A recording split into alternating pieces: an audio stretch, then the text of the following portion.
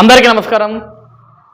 ఆంధ్రప్రదేశ్ రాష్ట్రంలో వైఎస్ఆర్సీపీ పార్టీ అధికారం కోల్పోయిన తర్వాత ఈ 7 నెలల కాలంగా వైఎస్ఆర్సీపీ పార్టీలో ఉన్న చాలామంది వ్యక్తులకి, చాలామంది నాయకులకి అందరికీ కూడా మతిభ్రమించినట్లుంది. ఏం మాట్లాడుతున్నారో అర్థం కాకుండా ఇష్టానుసారంగా మాట్లాడుకుంటూ వెళ్ళిపోతున్నారు మీడియాల ముందుకు వచ్చి. ఒక్క ఛాన్స్ అనే పేరుతోటి జగన్మోహన్ రెడ్డి ఆంధ్రప్రదేశ్ రాష్ట్రంలో 5 ఏళ్ల పాలనలో ఎంత అలజడి సృష్టించాడో, ఎంత అవినీతి చేశాడో, ఆంధ్రప్రదేశ్ రాష్ట్రాన్ని ఏ విధంగా సర్వనాశనం చేశాడో ఈరోజు ఆంధ్రప్రదేశ్ రాష్ట్ర ప్రజల కంటే బాగా కూడా ఈరోజు ఎవరైతే మీడియాల ముందుకు వచ్చి మతిభ్రమించి మాట్లాడుతున్నారో వైఎస్ఆర్సీపీ పార్టీ నాయకులు, వాళ్ళందరికీ బాగా తెలుసు జగన్ ఎంత దోచుకున్నాడు, ఎంత దాచుకున్నాడు, ఆంధ్రప్రదేశ్ రాష్ట్రాన్ని ఏ విధంగా భ్రష్టు పట్టించాడు, ప్రజల జీవితాన్ని ఏ విధంగా చీకట్లు పాలు చేశాడన్న విషయం. ఈరోజు ఇంకా సిగ్గు లేకుండా మీరంతా బయటికి వచ్చి సూపర్ 6 ఎక్కడా, ఎప్పుడు అమలు చేస్తారు చంద్రబాబు నాయుడు మీ కూటమి ప్రభుత్వం, 7 నెలల పాలన దాటిపోయింది, వేర్ ఈజ్ సూపర్ 6, ఏమైపోయింది సూపర్ 6 అని మీరు మాట్లాడుతున్నారు. మీరేం కంగారు పడాల్సిన అవసరం లేదు. ఎంత ఆర్థిక సంక్షోభం ఉన్నా సరే చంద్రబాబు నాయుడు గారు ఇచ్చిన మాట ప్రకారం ఏదైతే సూపర్ 6 హామీలు ఇచ్చారో వాటిని తప్పకుండా నెరవేరుస్తారు. మీరేం కంగారు పడాల్సిన అవసరం లేదు. వైసీపీ నాయకులారా, ఈరోజు ఆంధ్రప్రదేశ్ రాష్ట్రం ఈ పరిస్థితికి దిగజారిపోవడానికి కారకుడెవడు? జగన్మోహన్ రెడ్డి కాదా? జగన్మోహన్ రెడ్డి తన 5 ఏళ్ల పరిపాలనలో దాదాపుగా 10 లక్షల కోట్ల రూపాయల అప్పులు పట్టుకొచ్చాడు. తీసుకొచ్చిన అప్పులు ఏం చేశాడు అంటే ఎవడికి తెలియదు. ఎవరైనా మాట్లాడితే మేము సంక్షేమ పథకాలు ఇచ్చాం కదా అంటారు. ప్రజలకు ఇచ్చిందేమో రూపాయి, ప్రజల దగ్గర నుంచి మీరు కొట్టేసిందేమో 100 రూపాయలు. ఆ రూపాయి లెక్క చెప్తారు కానీ దోచేసుకున్న 100 రూపాయల లెక్క ఇప్పుడు దాకా ఎవరికి చెప్పరు. మీరు 10 లక్షల కోట్ల రూపాయల అప్పులు తీసుకొచ్చి కనీసం ఆంధ్రప్రదేశ్ రాష్ట్రంలో గుంటలు పడ్డ రోడ్లకి మీరు మరమ్మతులు చేయలేదు. గుంటలు పడ్డ రోడ్లో కనీసం ఒక తట్ట మట్టి తీసుకెళ్ళి అక్కడ వేయలేదు, దాన్ని పూడ్చేదానికి ప్రయత్నం చేయలేదు. మళ్ళీ ఈరోజు మీరు పాలనల గురించి మాట్లాడుతున్నారు, లేకుంటే కూటమి ప్రభుత్వం చేస్తున్న పరిపాలన గురించి మీరు మాట్లాడుతున్నారు సిగ్గు లేకుండా. ఈరోజు జగన్మోహన్ రెడ్డి గారు తన 5 ఏళ్ల పరిపాలనలో 10 లక్షల కోట్ల రూపాయలు అప్పు తీసుకురావటమే కాదండి, ఈరోజు ఆంధ్రప్రదేశ్ రాష్ట్ర ప్రజానికం మొత్తం కూడా వినండి జాగ్రత్తగా. అసలు జగన్మోహన్ రెడ్డి అప్పులు తీసుకురావడం పక్కన పెడితే ఆంధ్రప్రదేశ్ రాష్ట్ర సంపదను, ఆంధ్రప్రదేశ్ రాష్ట్ర వనరులను, ఆంధ్రప్రదేశ్ రాష్ట్ర అభివృద్ధికి ఉపయోగపడాల్సిన సంపదను, వనరులను ఎంత దోచుకున్నాడు, ఏ విధంగా దోచుకున్నాడో మీరు అందరూ కూడా తెలుసుకోవాలా. 2019లో జగన్మోహన్ రెడ్డి ముఖ్యమంత్రిగా ప్రమాణ స్వీకారం చేసిన తర్వాత ఒక మాట అన్నాడండి, నేను నెలకి కేవలం రూపాయి మాత్రమే జీతం తీసుకుంటాను, అంతకుమించి నాకు అవసరం లేదు, ప్రజలకు సంక్షేమాన్ని అందిస్తాను, ఆంధ్రప్రదేశ్ రాష్ట్రాన్ని అభివృద్ధి పరంగా ముందుకు తీసుకెళ్తానని లేనిపోని మాటలన్నీ చెప్పుకుంటూ వచ్చాడు. 1 రూపాయి జీతం తీసుకుంటానని చెప్పిన జగన్మోహన్ రెడ్డి తన 5 ఏళ్ల పరిపాలనలో ఆంధ్రప్రదేశ్ రాష్ట్రంలోని ప్రజలు మొత్తం వినాలా మీరంతా కూడా, తన 5 ఏళ్ల పరిపాలనలో 1 రూపాయి జీతం మాత్రమే నెలకి తీసుకుంటా అని చెప్పిన జగన్మోహన్ రెడ్డి దగ్గర 8 లక్షల కోట్ల రూపాయలు ఆంధ్రప్రదేశ్ రాష్ట్ర సంపదని దోచేసుకున్నాడు, మింగేశాడు. 1 రూపాయి 2 రూపాయలు కాదండి, 8 లక్షల కోట్ల రూపాయలు తన 5 ఏళ్ల పరిపాలనలో జగన్మోహన్ రెడ్డి ఆంధ్రప్రదేశ్ రాష్ట్ర సంపదను దోచేశాడు. తన కుటుంబానికి దోచేసి వాళ్ళందరికీ పంచేశాడు. తన కుటుంబానికి అంటే జగన్మోహన్ రెడ్డి చేసిన అవినీతిలో, జగన్మోహన్ రెడ్డి అవినీతి సామ్రాజ్యంలో ఎంతమంది అయితే అవినీతి పరులు ఉన్నారో, పెద్దిరెడ్డి రామచంద్రారెడ్డి కావచ్చు, వైవి సుబ్బారెడ్డి కావచ్చు, విజయసాయి రెడ్డి కావచ్చు, కొడాల నాని కావచ్చు, అనిల్ కుమార్ యాదవ్ కావచ్చు, పేర్ని నాని కావచ్చు, ఆర్కే రోజా కావచ్చు, ఆయన గుడివాడ అమర్నాథ్ గుడ్డు మంత్రి అమర్నాథ్ కావచ్చు, బొత్స సత్యనారాయణ కావచ్చు, వైఎస్ఆర్సీపీ పార్టీలో ఇతను కాదు ఇతను లేడు అన్నట్లుగా ఉన్న వాళ్ళందరికీ కూడా లక్షల కోట్ల రూపాయలు దోచేసుకొని వాళ్ళకి పంచాడండి జగన్మోహన్ రెడ్డి. మాట్లాడితే నేను ప్రజలకు సంక్షేమ పథకం అందజేస్తున్నాను అంటాడు. మన మీద 9 సార్లు విద్యుత్ ఛార్జీలు పెంచి మన సంపద మన దగ్గర దోచుకొని సంక్షేమ పథకాల ద్వారా మన ముఖం మీద ఎంత వేసాడు. ఆర్టీసీ ధరలు 3 సార్లు పెంచి ఆ ధరలతో వచ్చిన డబ్బులతోటి దాంట్లో సగం ఆయన మింగేసి ఒక 20% మనకి ఇచ్చాడు. నిత్యావసర ధరలు కనీసం తినే పరిస్థితి కూడా లేదు జగన్మోహన్ రెడ్డి పరిపాలనలో. వాటిని విపరీతంగా పెంచేసి వాటి మీద కూడా ట్యాక్స్ వసూలు చేసి మనకి ₹1 ఇచ్చి 99 రూపాయలు ఆయన మింగేశాడు. ఇంటి పన్ను అని చెత్త పన్ను వేసిన చెత్త గవర్నమెంట్ జగన్మోహన్ రెడ్డిది. ఈరోజు ఇంకా కూటమి ప్రభుత్వం పరిపాలన గురించి అతను మాట్లాడుతున్నాడు సిగ్గు లేకుండా. అలా పార్టీ నాయకులతో మాట్లాడిపిస్తున్నాడు. విద్యార్థులకు ఇంకా ఫీజు రియంబర్స్మెంట్ ఇవ్వలేదని ఫీజు అంట ఫిబ్రవరి 5వ తారీఖు పెడతాడు ఇంటి పెద్ద మనిషి. ఎందుకు కట్టలేదు జగన్మోహన్ రెడ్డి నువ్వు ఫీజు రియంబర్స్మెంట్? ఎందుకు బకాయిలు పెట్టిపోయావు? 8 లక్షల కోట్ల రూపాయల ఆంధ్రప్రదేశ్ రాష్ట్ర సంపదను దోచుకున్న నువ్వు ఫీజు రియంబర్స్మెంట్ బకాయిలు కట్టలేకపోయావా? ఎందుకు అప్పులు చేశావా అంటే సమాధానం లేదు. 10 లక్షల కోట్ల రూపాయలు అప్పు చేసిన నువ్వు 8 లక్షల కోట్ల రూపాయలు ఆంధ్రప్రదేశ్ రాష్ట్ర సంపదను ఏ విధంగా దోచేసుకున్నావు? ఈరోజు ప్రజలందరూ కూడా వాస్తవాలు నిజాలు తెలుసుకోవాలండి. జగన్మోహన్ రెడ్డి గారు తన 5 ఏళ్లలో అధికారాన్ని అడ్డం పెట్టుకొని దాదాపుగా 8 లక్షల కోట్ల రూపాయల ప్రజాధనాన్ని కొల్లగట్టాడు. ₹1 ₹2 కదండి, 8 లక్షల కోట్ల రూపాయల ప్రజాధనాన్ని అంటే మన ధనాన్ని, మన సంపదని, మన కష్టాన్ని, మనం చెవటోడ్చి సంపాదించిన కష్టాన్ని జగన్మోహన్ రెడ్డి దొబ్బేశాడు 8 లక్షల కోట్ల రూపాయలు. ఈరోజు 1 కాదు 2 కాదండి, దేంట్లో కొట్టేశాడంటే ఆయన దాదాపుగా ఆంధ్రప్రదేశ్ గుండెకాయలని సచివాలయాన్ని తాకట్టు పెట్టాడు, టీడీఆర్ భవన్లను తాకట్టు పెట్టాడు, ప్రభుత్వ భూములను తాకట్టు పెట్టాడు, ప్రభుత్వ ఆస్తులను తాకట్టు పెట్టాడు, పిల్లలు ఆడుకునే మైదానాలను తాకట్టు పెట్టాడు. ఆయన సంపాదించుకున్న సంపద తప్ప ఆయన తాడేపల్లి ప్యాలెస్లు, బెంగళూరు బిల్డింగులు, లేకుంటే ఆయన దోచేసిన భూములు వాటిని కాదండి తాకట్టు పెట్టింది, ప్రభుత్వ ఆస్తుల్ని తాకట్టు పెట్టేశాడు. మొత్తం కూడా ఆంధ్రప్రదేశ్ రాష్ట్రంలో ప్రభుత్వ ఆస్తులన్నీ తాకట్టు పెట్టేసి అతను డబ్బులు దోచేసుకున్నాడు. చివరికి చిన్నపిల్లలకి ఇచ్చే చిక్కీలు, కోడిగుడ్లలో కూడా ఆయన చేయని అవినీతి లేదు.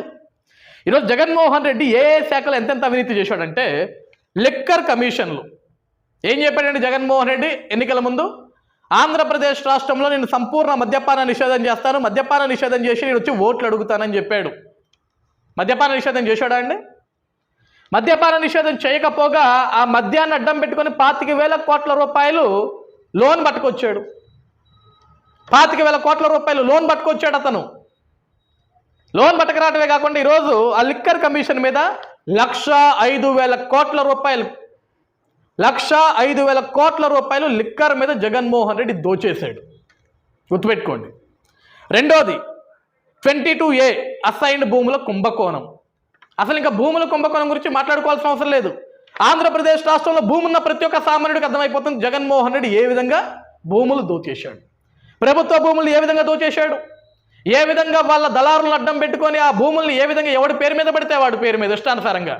నిన్న మనం చూసాం పెద్దిరెడ్డి రామచంద్రారెడ్డి ఏ విధంగా అటవీ శాఖ భూమిని 75 ఎకరాల భూమిని ఏ విధంగా దోచేశాడు, ఏ విధంగా కబ్జా చేసుకున్నాడు, ఏ విధంగా ఆ అడవిలో ఒక ప్యాలెస్ని కట్టాడో మనందరికీ బాగా తెలుసు.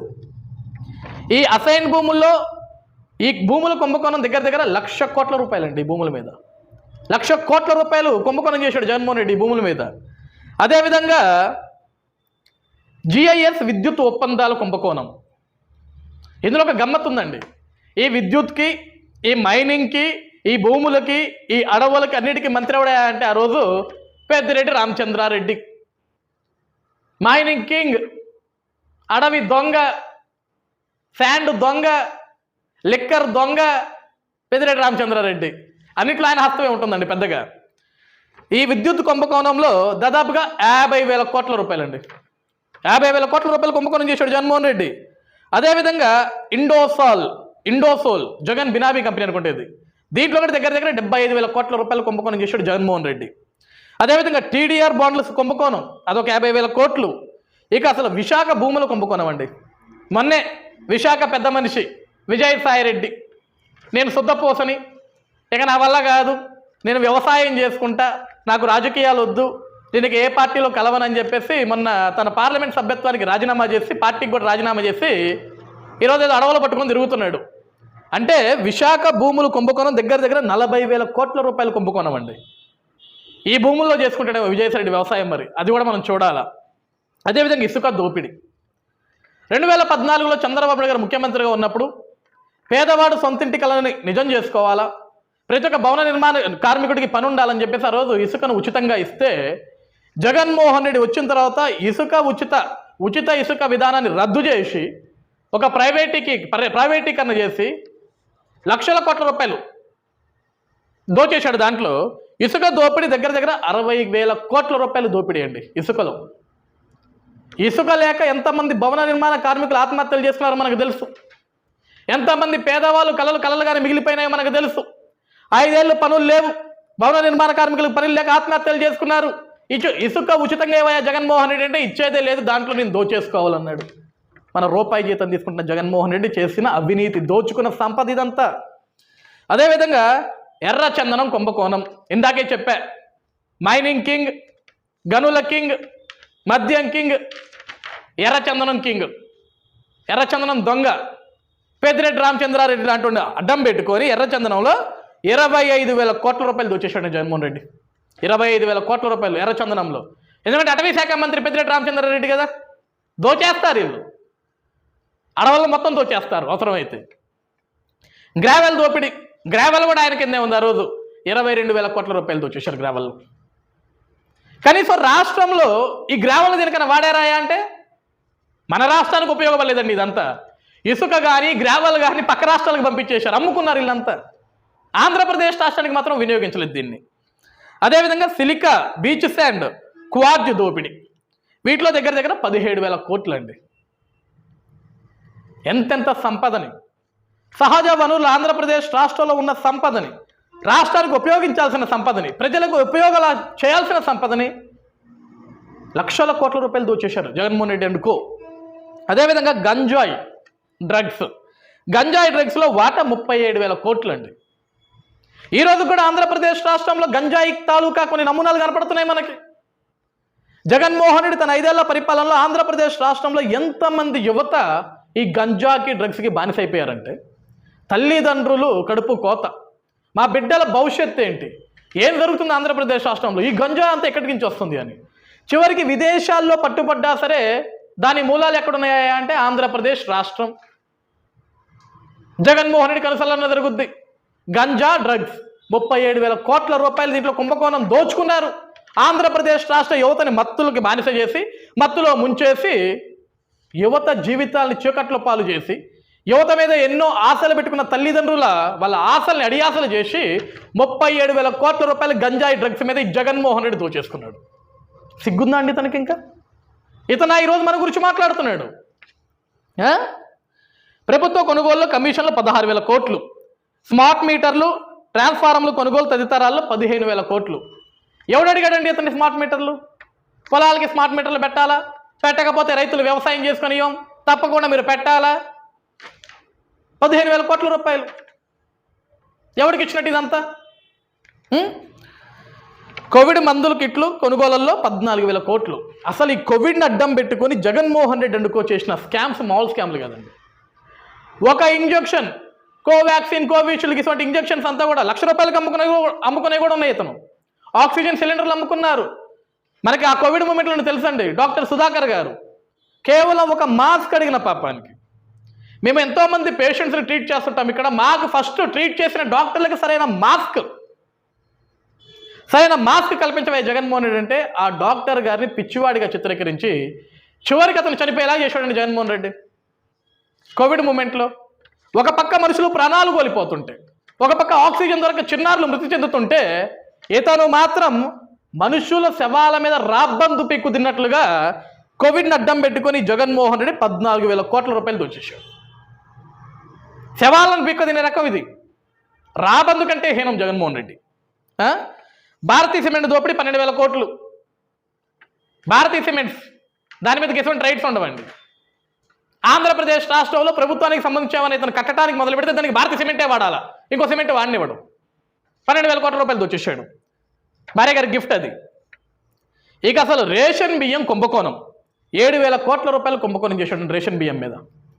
ఒక సన్నాసి ఉన్నాడు, నేను సన్న బియ్యం ఇస్తా అని చెప్పిన సన్నాసి రేషన్ బియ్యం అని చెప్పేసి, సన్న బియ్యం అని చెప్పేసి, స్వర్ణ బియ్యం అని చెప్పేసి, వాడి పిండాకుడి బియ్యం అని చెప్పేసి ఆ రేషన్ బియ్యాన్ని మొత్తాన్ని కూడా పోర్టల్కి తరలించి ఇతర దేశాలకి ఎక్స్పోర్ట్ చేసుకుంటూ కోట్ల రూపాయలు దోచేసుకున్నారు. దాంట్లో 7,000 కోట్ల రూపాయలు. ఇందులో గమ్మత్తు ఏంటో తెలుసా అండి? రేషన్ బియ్యం సరఫరా చేయడానికి రేషన్ సంచులకి 700 కోట్ల రూపాయలు ప్రభుత్వ సొమ్మున జగన్మోహన్ రెడ్డి ఖర్చు పెట్టాడండి. సంచులు ఏమైనా జగన్మోహన్ రెడ్డి అంటే అవి కనపడవు. అసలు ఆ బియ్యం సంచులు ఏమైపోయినాయి జగన్మోహన్ రెడ్డి అంటే కనపడవు అవన్నీ. కానీ 700 కోట్ల రూపాయలు ఖర్చు చూపించారు ఆ రోజు. ఏమైపోయినారా 700 కోట్లు అంటే బియ్యం సంచులకు మేము పెట్టామన్నారు. మరి బియ్యం సంచులు అయ్యిరా అంటే నో ఆన్సర్. 7,000 కోట్ల రూపాయల కుంభకోణం. ఇక ఇళ్ల స్థలాల కొనుగోలులో కుంభకోణం మరో 7,000 కోట్లు. అసలు జగన్మోహన్ రెడ్డి చెప్పాడండి, అరిచేతిలో వైకుంఠాన్ని చూపించాడు పేద ప్రజానికానికి మొత్తానికి.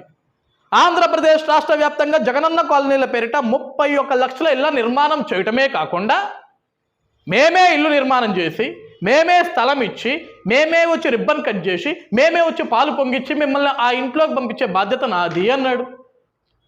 ఒక్కటన్నా చేశాడండి దీంట్లో? పేదవాడికి ఇళ్ల స్థలాలు ఎక్కడిచ్చావయ్యా? సెంటు స్థలం 48 గజాలు ఎక్కడిచ్చావయ్యా జగన్మోహన్ రెడ్డి? పేదవాడికి ఇళ్ల స్థలాలంటే శ్మశానాల పక్కన, చిన్నపాటి వర్షం వస్తే ఆ వాగుల్లో కొట్టుకుపోయే ప్లేసుల్లో, ఊరికి ఒక 20 కిలోమీటర్లు 15 కిలోమీటర్ల దూరం అడవుల్లో, కొండల్లో, గొట్టల్లో. పేదవాడు అయ్యా జగన్మోహన్ రెడ్డి నువ్వు వద్దు, నీ సెంటు స్థలం వద్దు, నీ దినం వద్దు, మేమైతే అక్కడ ఉండలేము, మాకు వద్దురా బాబు అని చెప్పేసి అక్కడ ఇల్లు కూడా కట్టుకోలేదు. ఇక కొంతమందిని బెదిరించారు ఆ రోజు వైసీపీ పార్టీ నాయకులు, మీరు ఇల్లు కట్టుకోకపోతే మీకు స్థలం కూడా క్యాన్సిల్ చేసేస్తామని. కొంతమందికి గత్యంతరం లేక ఏం చేయాలో తెలియక వీళ్ళ భయాలకి తట్టుకోలేక అప్పు సప్పు చేసి కట్టారు. కానీ అందులో నివాసయోగ్యం కాదు కదా, నివాసాలు లేరు. కనీసం ఇల్లు కట్టిన పాపం లేదు, ఒక దగ్గర పాలు పొంగిచ్చిన పాపం లేదు, ఒక దగ్గర రిబ్బన్ కట్ చేసిన పాపం లేదు. కానీ 7,000 కోట్ల రూపాయలు ఇళ్ల స్థలాల కొనుగోలులో. ఎంత పెద్ద అవినీతి అండి ఇది!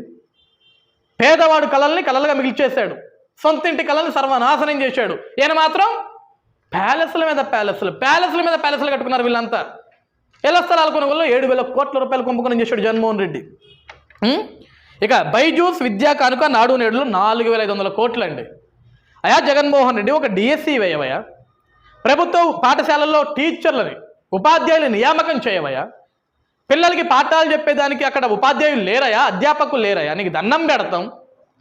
సరే ఉపాధ్యాయుల కొరత ఉంది, డిఎస్సి నిర్వహించు, రిక్రూట్ చేయంటే నేను బైజూస్ ఒక యాప్ను మాట్లాడుకున్నాను, నేను లాలూచి పడ్డాము, దాంట్లో 4,500 కోట్ల రూపాయలు దోచుకున్నాము, నాడు నేడు పేరు మీద రంగులు వేసాము, బయట రంగులు వేసాడు, పైన ఏమో స్కూల్లోనేమో గోడలు పెచ్చులుడి పిల్లల మీద పడి తలకాయలు పగిలి చేతులు ఇరిగి, ఇవన్నీ మనం చూసాం గడిచిన 5 సంవత్సరాలు జగన్మోహన్ రెడ్డి పరిపాలనలో. బైజూస్ ఏమైందిరా? బైజూస్ అంటే ఫెయిల్యూర్, అటర్ ఫ్లాప్.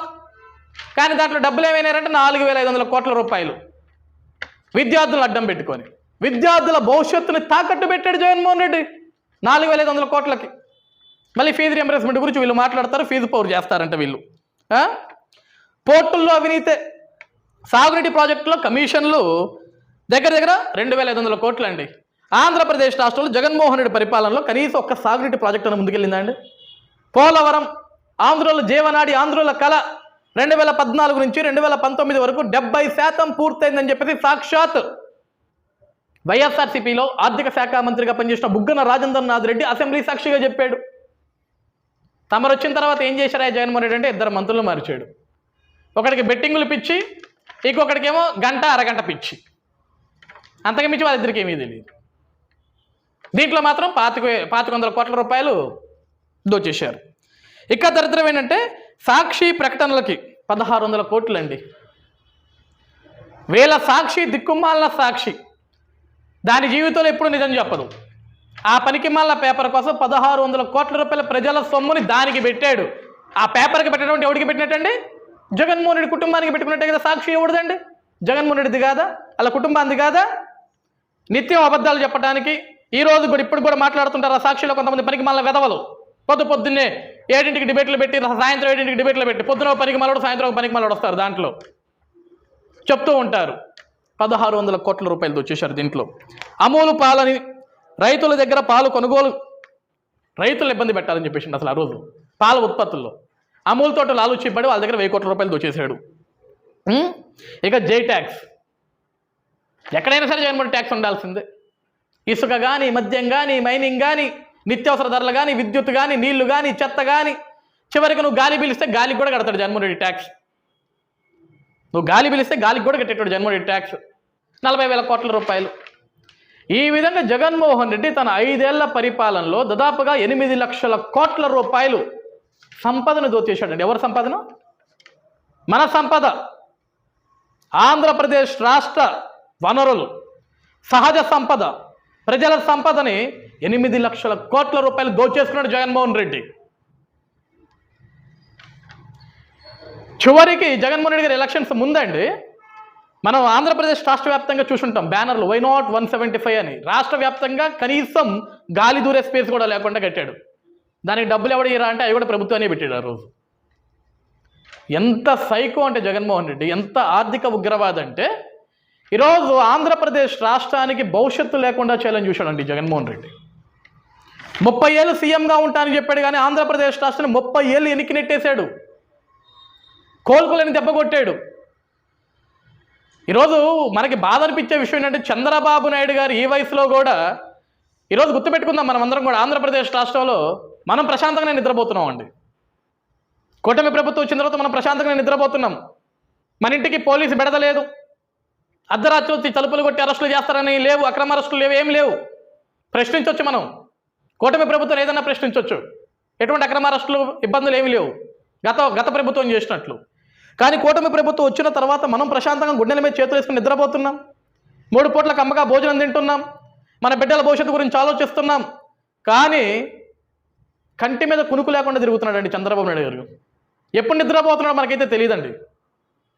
ఈ వయసుకి తపన పడుతున్నాడు ఆయన.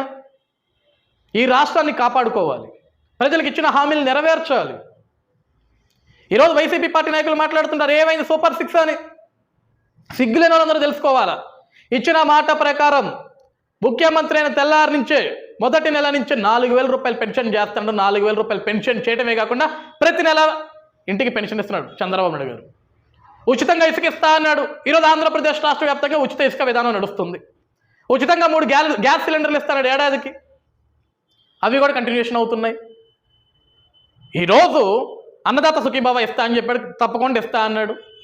తల్లికి వందనం, దాని గురించి ఆల్రెడీ చర్చలు జరుగుతున్నాయి, ఇంక అయిపోద్ది, కంగారేం లేదు. ఇచ్చిన మాట నిలబెట్టుకునే వ్యక్తి చంద్రబాబు నాయుడు గారు, మాట తప్పడండి. ఈరోజు సాక్షి పేపర్ చూసారా మీరు ఎవరన్నా? సాక్షి పేపర్ మొదటి హెడ్డింగ్ ఏం చెప్పాడంటే చెప్పారంతే చెయ్యరు తండ్రి కొడుకులని రాశారు. కానీ పేపర్ తిప్పి అవతలకి వేస్తే ఆంధ్రప్రదేశ్ రాష్ట్రంలో 47,000 కోట్ల రూపాయల పెట్టుబడులకు ఆమోదం. మొన్న ఏం మాట్లాడారండి? దావోస్కి వెళ్ళి ఖాళీ చేతులు ఒప్పుకుంటూ వచ్చారని చెప్పారు. ఈరోజు అదే సాక్షి పేపర్లో రాశారు మళ్ళీ దావోస్ నుంచి అక్కడికి వెళ్ళిన పుణ్యాన ఆంధ్రప్రదేశ్ రాష్ట్రానికి పరిశ్రమలు వస్తున్నాయని. ఇదే సాక్షి ఒక దగ్గర తప్పుడు వార్త, ఒక దగ్గర నిజాయితీ వార్త. ఇలాంటి నిజాయితీ లేని వ్యక్తుల గురించి ఆంధ్రప్రదేశ్ రాష్ట్ర ప్రజానికం కూడా చాలా తీవ్రంగా ఆలోచించండి. ఈరోజు చంద్రబాబు నాయుడు గారు లాంటి ఒక వ్యక్తి రాష్ట్రంలో ఉన్నాడు కాబట్టే మళ్ళీ ఆంధ్రప్రదేశ్ రాష్ట్రానికి పునర్జన్మ వచ్చింది. మళ్ళీ ఆంధ్రప్రదేశ్ రాష్ట్రంలో ఆగిపోయిన అమరావతి పనులు ముందుకు నడుస్తున్నాయి. ఆంధ్రుల ప్రజల జీవనాడి, ఆంధ్రుల కళ అమరావతి ఈరోజు పనులు ప్రారంభమైనాయి. మళ్ళీ ఆంధ్రప్రదేశ్ రాష్ట్రానికి పెట్టుబడులు వస్తున్నాయి. ఈ 7 నెలల పరిపాలనలో దాదాపుగా 3 లక్షల కోట్ల రూపాయల పెట్టుబడులు ఆంధ్రప్రదేశ్ రాష్ట్రానికి వచ్చాయి. ఇవి మన కళ్ళ ముందుకు కనపడుతున్నాయి. ఇది కేవలం 7 నెలల పరిపాలనలో. ఇంకా వీళ్ళు మాట్లాడుతుంటారు అప్పులు చేశాడు, సంక్షేమ పథకాలు ఇవ్వట్లేదని. అప్పు చేసి పప్పు కూడా ఎన్ని రోజులు తింటాం సార్? మనం కూడా సంపద సృష్టించుకోవడం నేర్చుకోవాలి. ఈరోజు 75 సంవత్సరాలండి ఆయనకి. ఆయన తపన పడుతున్నాడు ఇంకా మన కోసం, మన బిడ్డల భవిష్యత్తు కోసం, భావితరాల భవిష్యత్తు కోసం ఆలోచిస్తున్నాడు ఆయన. పనికిమాల వాళ్ళకి ఏం తెలుసండి? దోచుకోవడం తప్ప. అటువంటి పనికిమాల వాళ్ళ మాయలో పడకండి. తప్పకుండా ఇచ్చిన మాట నిలబెట్టుకునే వ్యక్తి చంద్రబాబు నాయుడు గారు కానీ, కుటుంబ ప్రభుత్వం కానీ, పవన్ కళ్యాణ్ గారు కానీ, లోకేష్ గారు కానీ ఆంధ్రప్రదేశ్ రాష్ట్రానికి ఎటువంటి కష్టం రాకుండా చూసుకుంటారు. అనుకున్న సమయంలో ఆంధ్రప్రదేశ్ రాష్ట్రాన్ని అద్భుతంగా తీర్చిదిద్దుతారు. ప్రపంచంలోని మొట్టమొదటి స్థానంలో పెట్టేదానికి వాళ్ళ ప్రయత్నాలు చేస్తున్నారు. వాళ్ళ ప్రయత్నాలకి మనం కూడా అడుగులు వెతుకుదాం, వాళ్ళ అడుగులు వేద్దాం, వాళ్ళకు అండగా ఉందాం. ఏ వైసీపీ నాయకులు ఏదైతే ఒక విషం జిమ్ముతున్నారో వాళ్ళని అవసరమైతే చొప్పులిచ్చి తరుముదాం ఈ రాష్ట్రం నుంచి. అప్పుడే ఈ రాష్ట్రం ఇంకా బాగుంటుంది. కాబట్టి అందరూ కూడా ఆలోచిద్దాం, మంచి నిర్ణయం తీసుకుందాం. ఇట్లా మీ సజ్జా అజయ్.